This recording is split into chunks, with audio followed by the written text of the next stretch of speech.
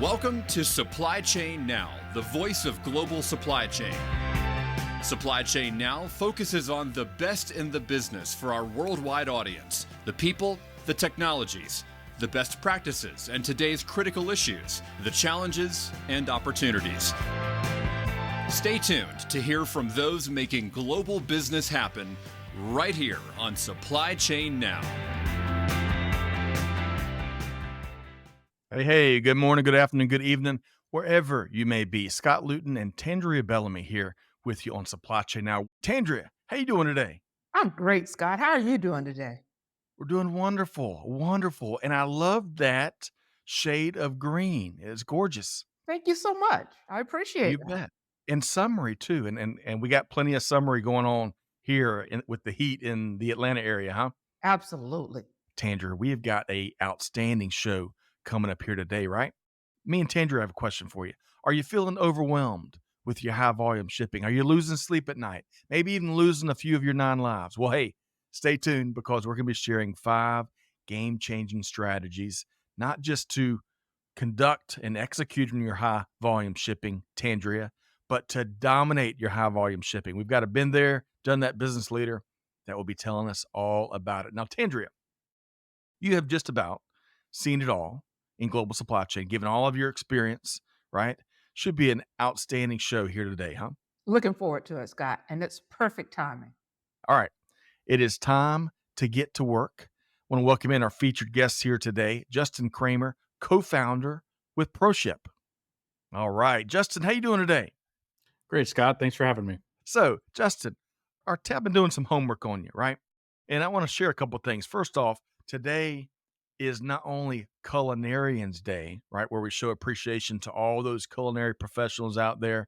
That's a bunch of folks. But it's also National Chili Dog Day. So I got to give a shout out to the home of the infamous spicy chili half smoke Ben's Chili Bowl up in Washington, D.C. That's no joke. It's good stuff. So, Justin, as I mentioned, doing homework on you, right? We hadn't been stalking you, but it's been close.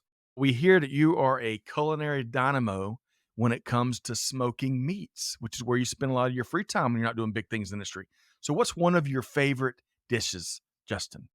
Well, I've got two. Nothing ever beats making a great brisket, right? It takes 15 to 19 hours, slow and slow. But I do have to say that routinely, as in every other week or so, I smoke about 6 pounds worth of cured pork belly that I cure myself. And I have to say that you add that to just about anything and it makes it awesome. Hey, so you had me sold with brisket and then pork belly. Of course, you're talking my language growing up in South Carolina where that was barbecue growing up. And it was a lot cheaper back then. I'll tell you that much. But Tandreia, when you hear brisket and you hear pork belly and you think of grilled or smoked anything, what dish comes to your mind? It's a place. It's been in business over 70 years, and it's Ted Peters' famous smoked fish. And it's in my hometown of St. Petersburg, Florida. Oh, I love it. We're going to take a trip down to Ted's, Tandreia. Maybe we can get that in before the end of summer. What you think? Sounds great to me. All right, good stuff here. All right, so Justin and Tandreia, now that we have made everybody starving, that's how these things go. Okay, so Justin and Tandreia, let's get to work. And we want to start not talking barbecue. We want to offer up some context for folks. And Justin in particular, I want to start with your professional background. Some folks may not know, and this is one of my favorite parts of your journey, is you worked on nuclear power plants in the U.S. Navy. I can only imagine how difficult that might be and complex. And that would help, I think, eventually get you started in the technology industry. Tell us more, Justin. Absolutely. As a matter of fact, I met one of my co-founders of ProShip in the Navy on the USS Enterprise, which is probably the single most complicated nuclear power system that the United States government could create. And what we found is that after learning how to deal with all the idiosyncrasies of 8 reactors, 32 steam generators, all of these appropriated things that go with that, trying to understand enterprise software stacks seemed a lot easier. There was significantly more separation of concern. It was just a very almost natural thing to move from how electricity affected pumps, which affected fluid systems, which affected this, XYZ, the list of things and how things would change. Well, this isn't too much different than executing shipping, where you start maybe from the catalog through the cart into the e-commerce suite, through the OMS. Maybe there's an ERP in there, WMS, and then of course the shipment execution piece. Understanding how all that flows down to shipment execution is very similar to understanding how somebody pulling a rod makes the screws go faster, makes the ship go forward, launches planes off the front. Oh, I love it. We're gonna have to have you back and just dive into that nuclear power plant portion of your career. But Tandrea, I'm out of my league here. I think a big chunk of Justin's response, you know exactly what he's talking about. As you're a Hall of Fame engineering pro, what do you find most fascinating about his background that helped get him where he is today? Well, first of all, thank you for your service. And the fact that you could draw a connection between the two was absolutely amazing. And it made complete sense. So thank you. All right. So as we continue kind of setting the table a bit, right, before we get into our 5 game-changing strategies to dominate high volume shipping, looking forward to that. But when it comes to ProShip, right, you're a co-founder of the organization. Y'all been on the move, doing a lot of business, a lot of big success out there, a lot of growth. Just in a nutshell, what does the company do? Well, if you want to get really simple, we make labels that people put on boxes. And then we also communicate the appropriate information to the carriers accordingly. Now, if you want to make it significantly more complex, we take all the data from the enterprise software stack necessary to appropriately gather that information and present it to various rating engines such that we can determine based upon cost, time in transit, maybe there's dangerous goods, any of these other things that might affect your shipment, such that we can find the lowest cost combination to meet your customer's expectation. Tandra, the way he explained that, I think anyone could follow along, even me. And I like how simple he said labels are, but it's critical. All that information data he was talking about. Tandra, what'd you hear there?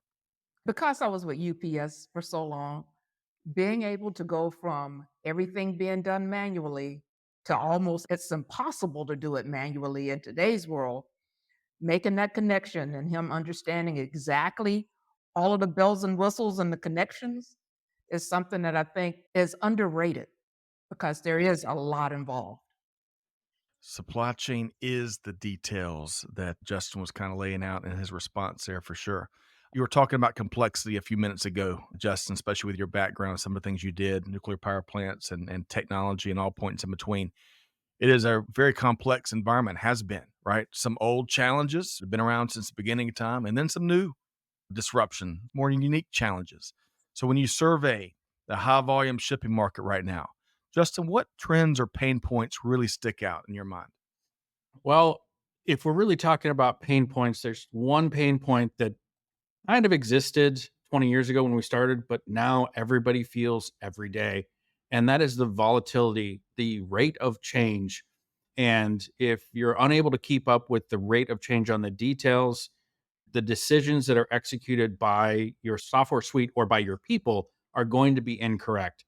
So as we see new carriers getting added, as we see carriers, especially some of the tenured carriers, come up with new features that they want to entice customers with, and they want them to get the greatest value out of that, being able to have a software stack and specifically the shipping software be able to keep up with that, not just in the sheer volume of shipments, but with the actual accuracy, with the technical accuracy of where the carrier is today, where they were 3 months ago, right? That is probably the single most difficult thing that we're seeing in the industry right now, where we are seeing that there are still a few companies out there that try to do it themselves.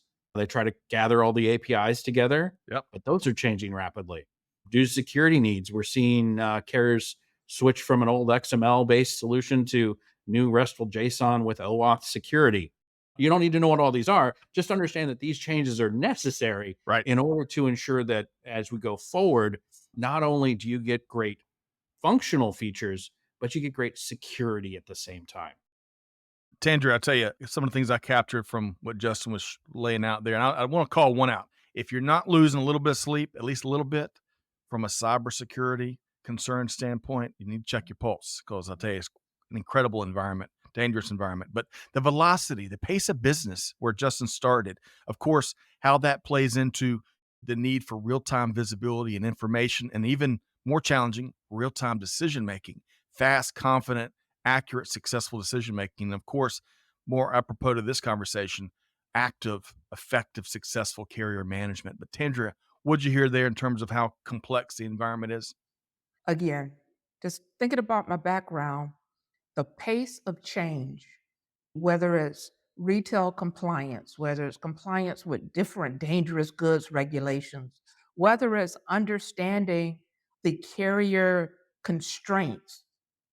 And we're getting ready to move into peak season and how all of the various peak season rate changes just happen. Being able to have a system and a partner that understands all of those things, that can simplify it for your business so that the business can just then focus on their clients is extremely important. Well said. Simplicity, it can never be overrated in my book, at least. And being able to find that simplicity and ingrain as much of it as possible into an organization, into your day to day, hour to hour operations, and then finding partners, right? Like Justin, the ProShip team that equally value that and can add and help your team handle this pace that you're talking about, Tandrea, more successfully, right? With rigor and I dare say resilience. Justin, Yeah, I want to add to that because you just said a key word for me, simple, right? And every time I hear that word, that's our end goal. When you make a product, your end goal is to make it simple, but simple is not easy. In order to make something simple, to make it truly simple yet effective, you actually have to understand all of the details in every step of the way. You have to understand how a change upstream will affect downstream. Once you've done that, though, once you truly understand the details, the idiosyncrasies, going back to nuclear power, once you understand how the average neutron decay precursor affects, so on and so forth, when you understand it, all of a sudden you understand why things work and you can make it into a very simple model because you understand what that model leaves out and what it contains. love that. Simple is not easy, but it's so important. The challenge continues. Well, I want to call one more thing out that Tandrea mentioned, compliance. Folks, especially in some of your larger organizations, hey, compliance is your friend. Bring them into conversations. They'll help you not just avoid sticky situations, but will help facilitate growth and success across the ecosystem. Good call out there, Tandrea. So now that Justin and Tandrea have scared us to death through all the things we got to manage as supply chain leaders, business leaders, you name it, folks, there's good news because there's a better way of doing things to find a whole bunch more success, especially one of my favorite parts for your teams, right? The folks that come in every day, they want to be successful, right? Being able to empower them to find more success more easily. That's a big part of the game here. So, Justin, I want to walk through these 5 game changing strategies to dominate high volume shipping. What are we starting with the first of the strategies? What's that one? I think one of the big strategies you always want to look at is success. If you're part of an industry, there's probably industry groups associated with it. You want to reach out and you want to actually talk to those industry groups. You want to go ahead and find out what they've had great success with, what they have not. Just only slightly adjacent to that is the carriers themselves. Sadly, last week I noticed that there was a scam. One of the guys from Ship Hero actually posted out to let everybody know. And of course, we reposted it to let everybody know because the United States Post Office is dealing with a lot of fraud at this point in time. Right. What I will say is that look, as soon as you are in an industry group and you start sharing information, as soon as you start talking to your carriers and you say, "Hey, have you ever heard of ProShip? Have you ever heard of WorldLink?" Right. 2 of our product lines there. And if they look at you weird, they're like, "I don't know, let me ask." Right? On the other hand, if they look at you like, "Yeah, I've got 5 customers using them." Where is your confidence level at this point in time? That's not the only thing you should do, but Right. it's a great way to look at it. It's a great way to understand. For example, if you're in your industry group and you say, "What about ProShip?" and they say, "You need more volume for that." They've got other products that will work for you, right? Again, this starts to help set your mind as to what your expectations should be as you go forward.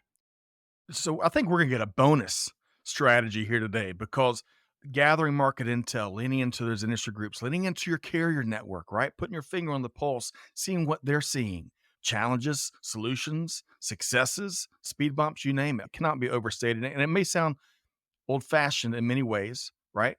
But hey, what's old is new again. And there's some powerful ways of this market intel gathering. Of course, that current digital transformation era that we're in offer up. I'm going to get Tandreia's take on this in just a second. Then I'm going to circle back and we're going to talk automation and business rule management. But Tandreia, when it comes to gathering that market intel from across your ecosystem, really big opportunities for that, right? It's important. It's extremely important. We've had multiple discussions about the importance of having holistic solutions. When we talk about ProShip, we automatically think the warehouse and Mm, getting the packages out, getting the orders out, whether it's going to an end consumer or to a retail establishment. But we need to have everybody engaged to ensure that the end product is going to satisfy sales, satisfy marketing, satisfy finance. So having those holistic discussions so that you create an environment that the company succeeds as a whole is extremely important. And when Justin was mentioning the different stacks, each of those different stacks really does touch a different part of the organization. that's right. Excellent point there, Tandreia. Been there, done that perspective. Okay, as I mentioned, we're getting a bonus one. We're going to offer 6 strategies that's going to help you be much more successful and dominate high volume shipping. And that in market intel gathering inside the proverbial 4 walls and outside of the proverbial 4 walls is extremely important. This next step, Justin, I want to talk more about is, of course, leveraging automation, right? And business rule management in particular. Tell us more about that, Justin. Now that, to me, as somebody who's helped design and put together a product, is very important. Mm, Okay. And I'm going to throw out a technical term, isolation of concerns. I might have mentioned that a little bit earlier. yep. It's really important, even inside a product, that product is already separating so that you're only doing the small parcel and the LTL or maybe some air freight, only doing shipment execution in that product. But inside that product itself, you should have separation between your uniqueness Right. and the carriers. Okay. If you do not have that separation, when your business rules go into play, they may unfortunately affect the carriers themselves. Right. So whether your business rule is some very advanced date shopping, some time and transit calculations, all these other things, those are your business rules and should be kept completely separate from the carrier engines themselves. Reason being is, over my 20 some odd years of doing this, Right. everything has changed with the exception of the basics, right? We still need, where's the shipment coming from? Where's it going to? What is in it? Which usually we just get the weight for that, how you want to ship it. And then usually the number 5 is metadata. And that tells us if we're going to do any restrictions on that. That hasn't changed. Everything else has. And so by keeping your business rules separate, that means when everything else changes around you and you're still just sending those 5 pieces of information or manipulating those 5 pieces of information in an isolated area, that means the carriers can change. That means you can add new features. That means things such as dynamic rating that we're starting to see come out in the market is something that won't affect you. It is something you can take advantage of Mm. rather than something that you have to emergency react to. So this is why business rules are great if they're in the right spot. Ah, Mm. so Tandreia, circling back to you on what he shared there. Everything's changed, but Mhm. the important things are still the important things. Your thoughts, Tandreia, about automation or business rule management, as Justin was pointing out. Sometimes, at least in my world, when I think automation, I think, okay, I've got to have conveyors and robots or AGVs or AMRs or, it's something physical. Very infrequently for me do I think about the back ends that actually really control everything that's going on. And to have an expert, to have a partner that can come in and make sure that the information that I'm pushing out has been handled properly so that those end activities are done properly is hugely important. Hugely important. And the whole team is pulling on the rope together. There's alignment, right? That powerful alignment driven in part by business rules and many other things, right? We put in place so that we're all pulling the rope together, right? And that tug of war between all the things that the market throws at us. Justin, on this next step here, this next strategy here, I want to talk about, of course, user experience, right? Any technology platform. A lot of folks will lead in their design with that user experience in mind. When you think of a modern user interface for a truly enhanced and optimized user experience, tell us more about that, how important that strategy is. I'm going to go back to what Tender was just talking about with all the different physical things that are in a warehouse. And I want to ask you, do you need a user interface for your shipping software? Oddly enough, sometimes the best user interface is the one that doesn't exist. Okay. If you have full automation, do you need a user interface? If you have pick pack stations where you already have people handling that package, is it best to put that piece of software behind that WMS or WCS or whatever is actually controlling that at that point in time? Now, of course, I've just taken the top, 1,000 companies out there and basically isolated them. But then as you go down, yes, we do have more use for user interface, and we want something that's flexible. Most importantly, in shipping software, and this is different than your WMS, it's different than your OMS, it's different than your e-commerce suites. When we think about all those other pieces of software, those pieces of software generally don't have to interact with hardware. And when we look at our modern user interfaces, they're probably going to be browser based. Does your provider know how to properly, securely enable you to leverage the local hardware you have right there at that workstation while still having a proper browser based interface? Okay. Browser interfaces could be a little bit slow. Have they taken the time to optimize the process so that we can get our operators for the day in, day out shipments scanning, applying labels, scanning, applying labels, pop up information as necessary? Maybe we're doing marketing while we're doing that. Put in pamphlet A, put in pamphlet C. Is that user interface going to be fast enough to allow that to occur and work at the speed of that operator rather than a speed which is slower than the operator, which is going to keep their numbers down, frustrate them? I've even seen some operators actually set up two workstations simultaneously just in order to keep up with their own workflow. So, a couple of different things that I talked about there, but I really do want to point out the number one thing about a user interface is, do you need it, or do you already have a place where it should be plugged in, such as your WMS? Excellent point. Excellent point. Excellent question for folks to ask out there. And I would also add, as I heard you describing, and we were talking about velocity earlier, Justin, you could tell you've been in an operation or a million. I think you all this expertise kind of floats through your brain at night. I tell you, but taking friction out, kidding aside, taking friction out of your associates, right? Give them exactly what they need and move anything else that's extraneous and may pose obstacles or frustration or friction. Get it out of there, right? Technology or otherwise. I got lucky enough to help design a system that was intended to ship peak at 1 million packages a day. It actually ended up peaking at greater than 3 million packages a day. So obviously we overbuilt it. The thing about it was that was some of the lessons learned that as we went through that.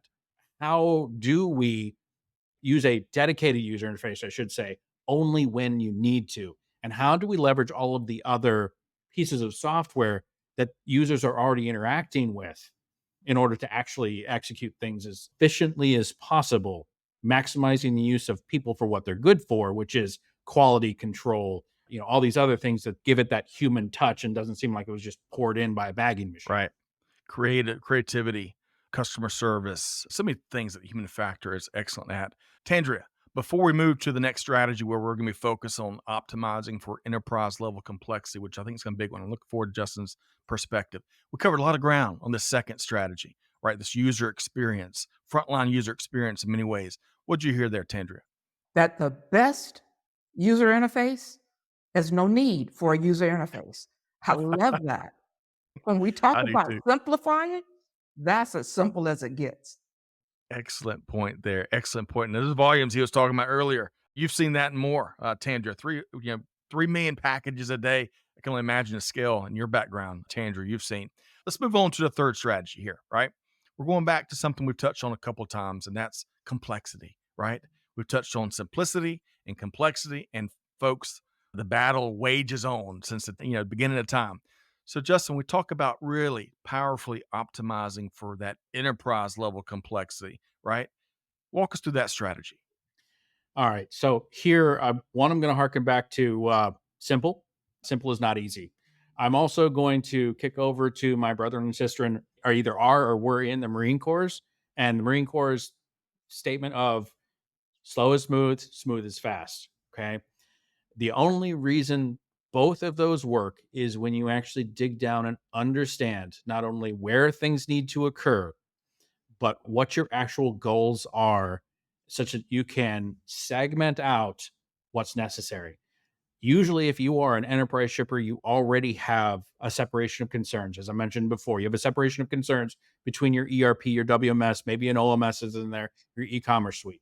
Each of them is expected to do a very specific task. Ensuring that you have that separation of concerns and you keep it is the number one most important thing to a enterprise class shipping setup, and ensuring that the data can flow fast enough. Look, it doesn't matter if you've got a piece of software that's old, okay, that's very old. As a matter of fact, I have a customer who is using software from a Honeywell Bull, okay? Okay. The Honeywell that we know now that makes the scanners, right?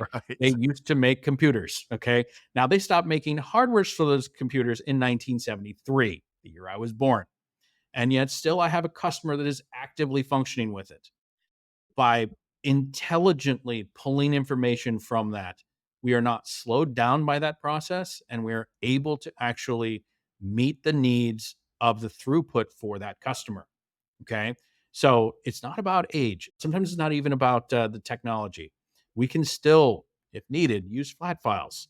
But if you're going to get to 10,000 shipments a day, 100,000 shipments a day and up, let's face it, the majority of customers aren't shipping a million packages a day. Right. Okay. Majority of customers that are looking for a piece of shipping software are shipping between 100 packages a day, and they may average out between the 5,000 and 10,000 package a day. All of these lessons associated with how to build an enterprise solution work all the way down at the lower level. That separation of concerns. Your shipping software is not an accounting software. Right. It's not an inventory software, right? Same thing for your WMS. That's the inventory software, not the accounting software. All of these things. And so separation of concerns is the number one thing I always talk to my customers about, because by using something for what's intended, you get the best use out of it. Okay. But also, you need to have all your contracts in order. You need to have communication with your carriers. They will provide you, whether it's rate files for carriers who still don't provide automated rate uploads, or they will set up your rates on the back end such that they can be pulled by a system like ours. So hold that thought, Justin, because we're going to dive more into unlocking exclusive carrier features and integration expertise and the communication cycles that you're kind of talking about on the next strategy. But I want to get Tandreia, going back to optimizing for enterprise level complexity, which Justin shared a lot of thought leadership around, thought perspective around. What'd you hear there? Getting complexity out of there. What'd you hear? You know, I had a colleague when I was at UPS, when someone would intrude on somebody else's territory, would be quick to say, stay in your lane. Justin basically explained staying in your lane for each of the systems. Allow Right. the systems to do exactly what they were intended to do and stop the bleed over to reduce the complexity and the conflict. Stay in your lane. Universal advice, supply chain advice, shipping advice, really important, especially as it applies to technology. Okay, we got two more strategies to go.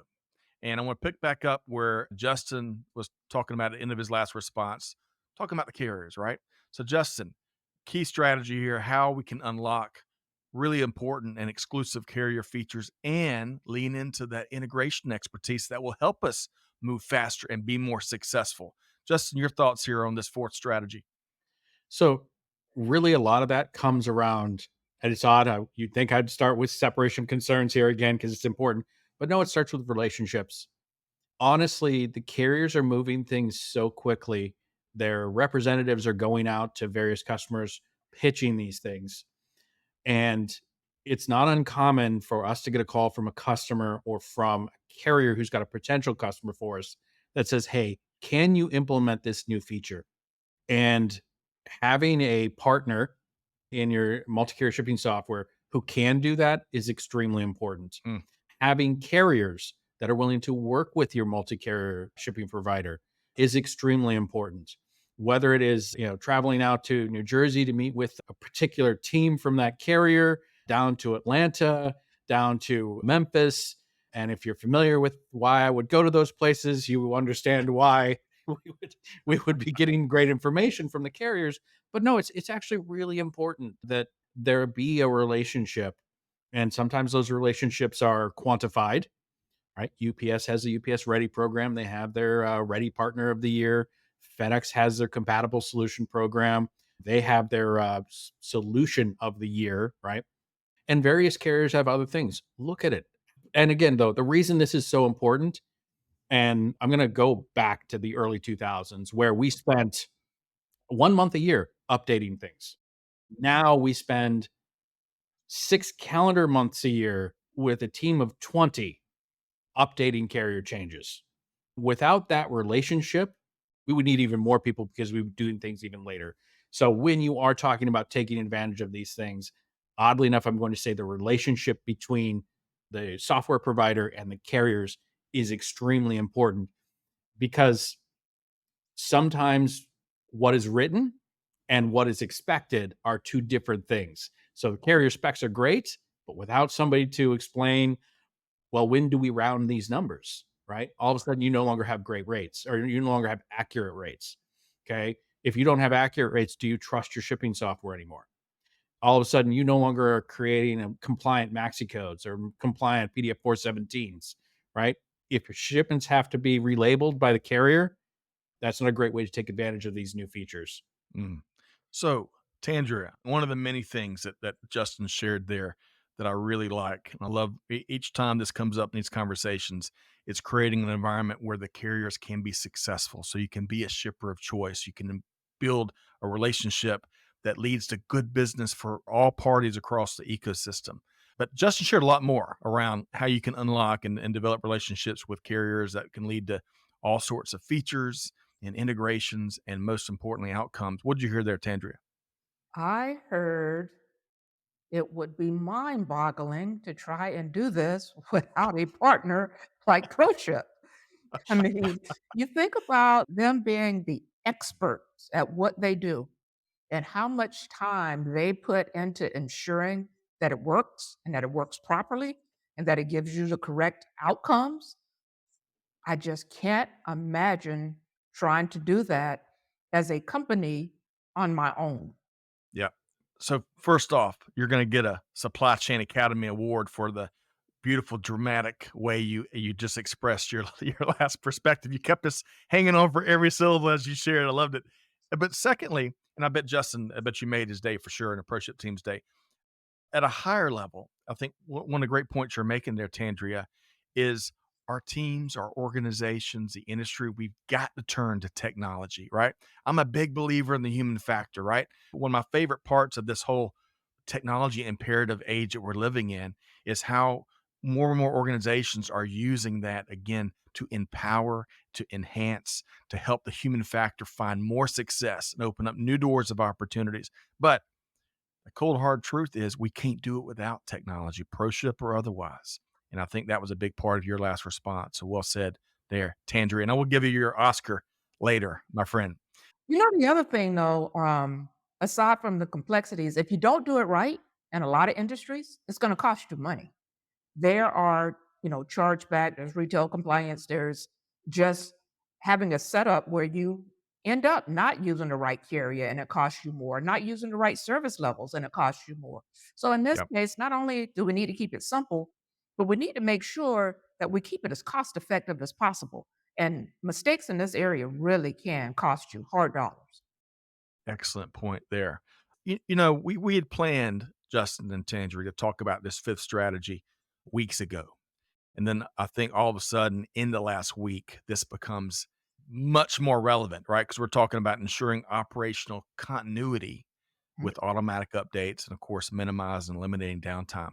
That's always been important. It's timelessly important, right? Operational continuity in light of what we've seen over the last week that Tanger and I kind of opened the show talking about.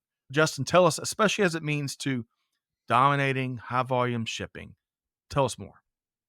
Well, first, I'm going to ask everybody to think about, when did the carriers make the largest changes? They don't make the largest changes now. Yes, the post office being the exception. They don't make them now, 6 months before we go into peak. They're going to make them the day after Christmas, the first operational day, so to speak, after Christmas, right when you probably still are trying to get those last packages out, when things are still stressful, let's say, in the warehouses, in the stores, in any of your origin points. And if you don't have the right technology, if you don't have the right carrier business rules, if fuel surcharges changed, if a peak surcharge changed, if anything like that changed, that's when we've seen customers disrupted the most, both from a package delivery point as well as from a cost standpoint. Mm. And so I think a lot of this comes down to is, how do you keep that up to date? Okay. How many systems do you keep it on as well? That's part of the how do you avoid something like CloudStrike? But that's a really difficult question. Yeah. Okay. But that being said, the ability to insert these new updates to make it so that as a new universal routing file comes down from FedEx, or an ERC file comes from UPS, or any of the files that are associated with any of the other carriers, that those can be put in place without stopping shipping. Not only does that mean that you can during peak run a 24/7 operation, but it also means that, because if you have a way to apply those live, that also means that if there is a patch that needs to come out, you can get it. Okay. That means that it has those business rules, which we've been testing for months. Right. Well, they need to take effect. Let's say it's a Friday and your postal trailer has pulled, right? Your next pickup is probably going to be Monday. If Monday goes past that time where the business rules are supposed to change, you need to be rating your postal based off of Monday's rules, while you are rating UPS, FedEx, On Track, whomever, based upon Friday's business rules. It's really subtle, but it can cost tens of thousands when it's not done properly. So having that update process, having an architecture that allows for real-time updates to be put in place without stopping shipping, having more than one production server with the ability to fail over to them rapidly. These are all just very generic things that I think you should be looking at, even if you are using a native cloud solution. Yeah. Right? If it's not native cloud, if it's premisable like ProShip is, well, then you can do other things. You can real-time back up your own solution.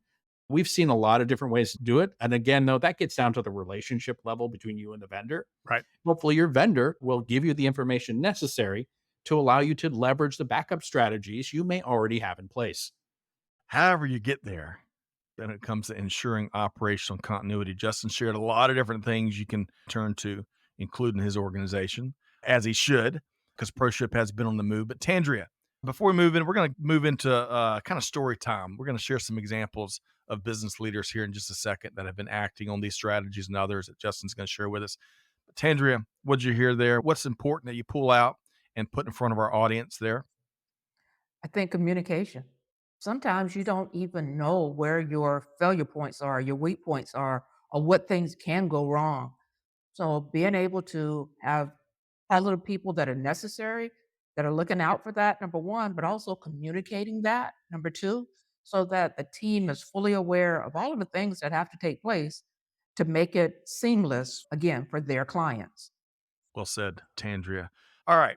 So, Justin, I think it goes without saying the 5 strategies that you've laid out here, what I think in a really agnostic manner, all apply to ProShip, right? These are strategies you and your team have really baked into y'all's approach of doing business and a technology that powers shipping and global supply chain. But I want to get you to tell us a couple of examples, a few stories where business leaders have embraced these strategies or others and have truly transformed their high volume shipping results. Your thoughts there, Justin? First things first, ProShip has a lot of retailers. So I talked about one that's Wisconsin based.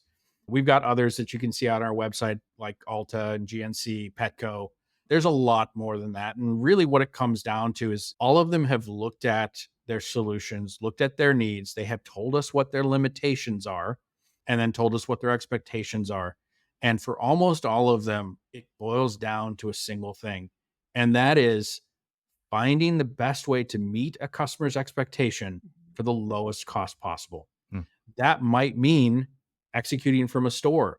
because that store is in the same delivery zone. It's a zone 0 or zone 1, if you will. So we know it's going to be delivered tomorrow. That's the greatest experience at the lowest cost, right?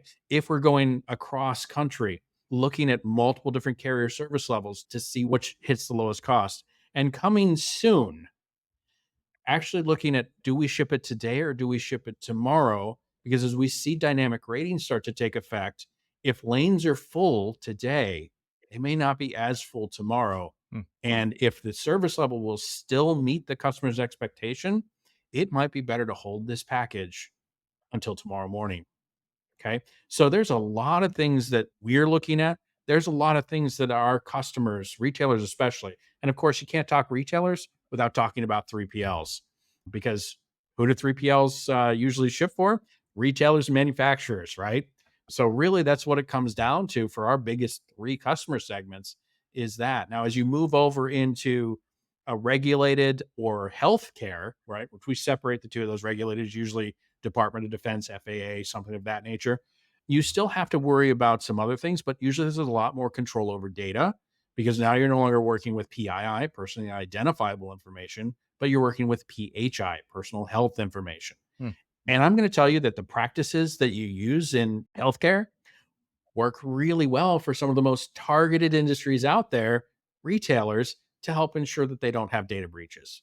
That's what we see with these companies is not only are they applying the operational execution, not only are they building systems, like I said, that'll hit 1 million packages a day with us, but they're also protecting that data at the same time. So, Justin, I tell you, your passion for what you do leaps out of your camera and into the digital universe here. Tandreia, he's a bit passionate about what they do at ProShip. Um, and I'm learning all kinds of new acronyms. PII, PHI. I thought I'd conquered most of the acronyms in global supply chain. I'm learning a whole bunch more here today. We've covered a lot of ground here today, right? We laid out the 5 strategies plus the bonus one about going out there and gathering that market intel from across the ecosystem. It's really important.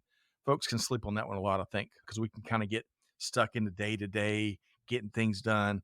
And we need to get out there, looking around corners and finding ways of doing that. But I digress.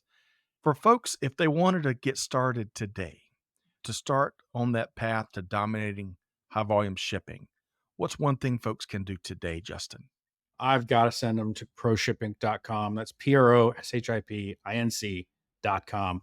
The blog section in there, not only will it have a link to this video, right?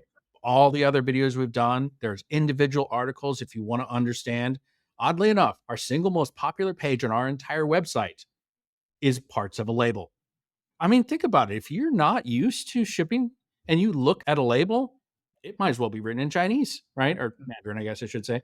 But being able to sit there and understand the recipient block, the shipper block, where your tracking numbers might be, all that, that is the place where everybody needs to start in this industry. And then, of course, if you want to dig down and go deep into all these things, that's really one of those things that you can do. Go to the various industry solutions, watch things like this, right? You don't have to do everything on ProShip.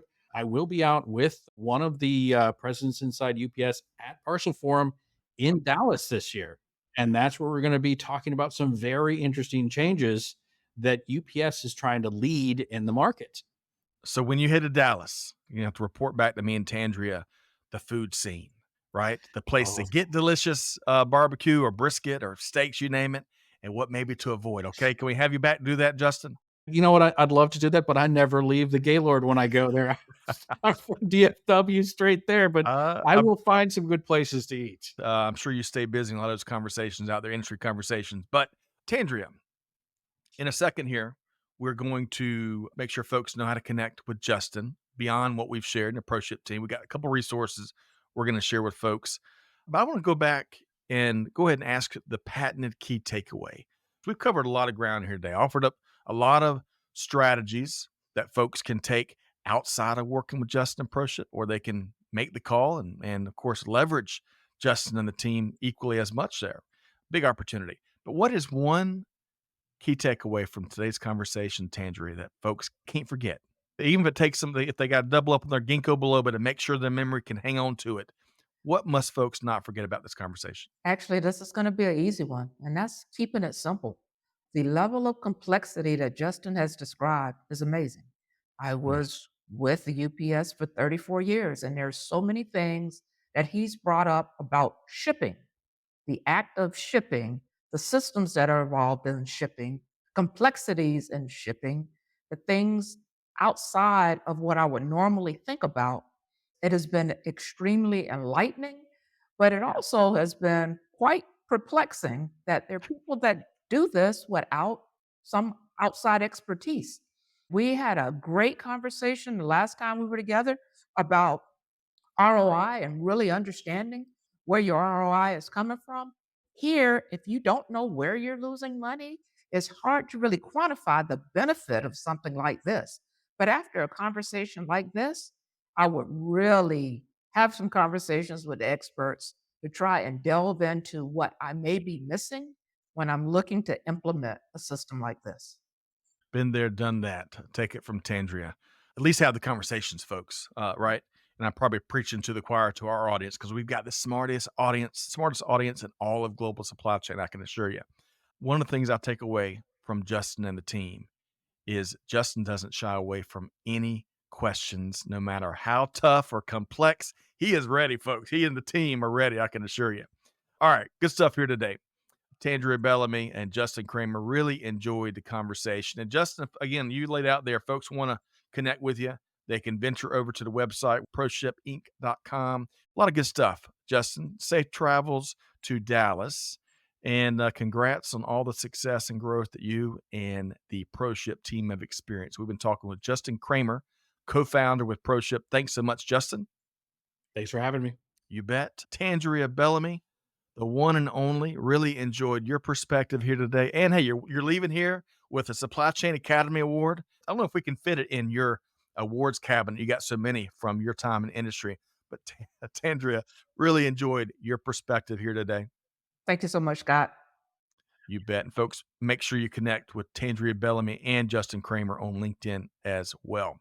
Finally, folks, highly encourage you, check out those resources, connect with Tandreia and Justin, right? Have the conversations, right? Get out there and see how organizations are doing things different to find success.